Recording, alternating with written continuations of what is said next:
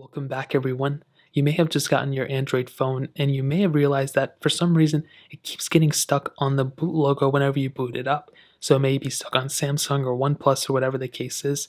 Now, there's a couple of different ways to fix this, but I'm going to explain to you some of the most common ways to fix it because I'll be honest, one of the more, random ways to fix it is if you just custom ROM'd your phone, and I've been in that case 1,000 times.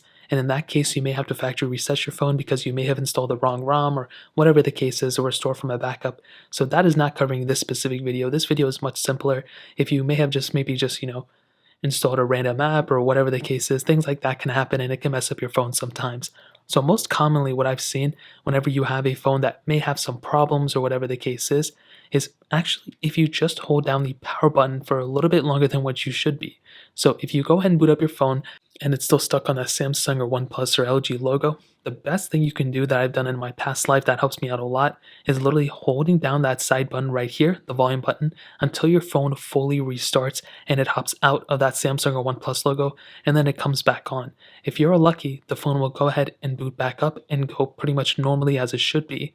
Now, there can be a case where that doesn't work either and it just goes back into that Samsung logo or the OnePlus logo or whatever. Your best case to do here is to actually go ahead is again hold down that side button right here, but also at the same time hold down the volume down button at the same time. So as you can see right here, my volume down button and my power button right here, go ahead and hold down both of those things at the same time and your phone will essentially go ahead and reset. You want to hold them down for like 15-20 seconds until the logos go away and then they come back on, and you will essentially see that your phone hopefully will either boot back up into its normal logo, just like your home screen, or it may boot back up into some sort of reset panel. And in that case, I would recommend resetting your device.